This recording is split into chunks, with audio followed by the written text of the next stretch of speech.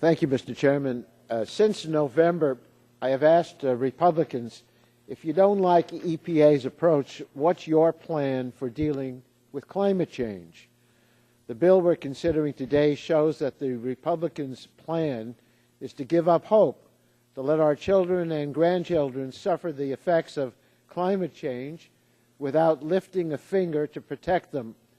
Worse, the Republicans' plan is to stop any meaningful action to slow climate change. I think this position is indefensible. We know that ignoring climate change, doing nothing at all about carbon pollution, would be deeply irresponsible. Carbon pollution continues to rise rapidly. Climate change will impose huge costs, and we have only years, not decades, to avert catastrophe. Final and draft portions of the upcoming IPCC Fifth Assessment Report on climate change sound the alarm with even greater urgency than before. The chilling future it paints isn't some hypothetical worst-case scenario. It's where we're going full speed ahead unless we sharply reduce carbon pollution now. This isn't anything to fool around with.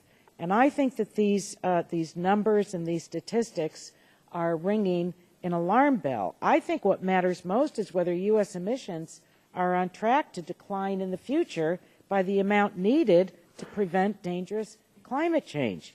Scientists say we need to reduce carbon pollution by 80% by 2050 to avoid catastrophic climate change. I don't think we're going to get anywhere near that level of reduction if we just continue business as usual. We're already experiencing climate change. Last week, NOAA reported that 2013 was the fourth hottest year on record. All 10 of the hottest years have occurred since 1998. Sea level is rising, causing coastal flooding and exposing communities to increasing damages from more powerful storms. In the last few years, we've seen some of the strongest storms ever recorded in our country and in others.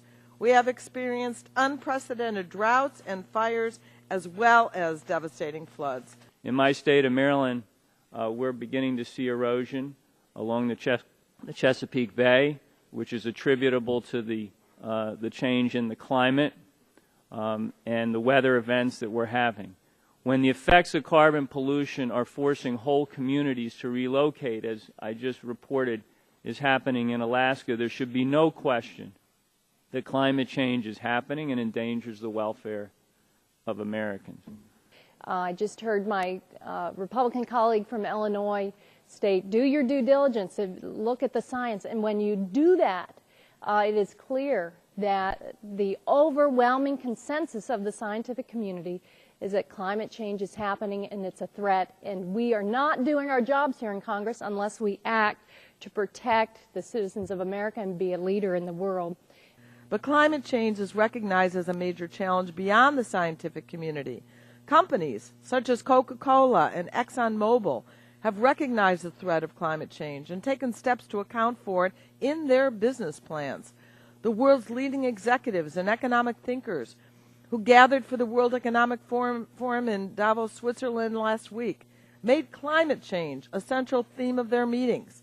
It is reckless and irresponsible for this committee to continue to ignore the warnings of the world's best climate scientists and our business leaders.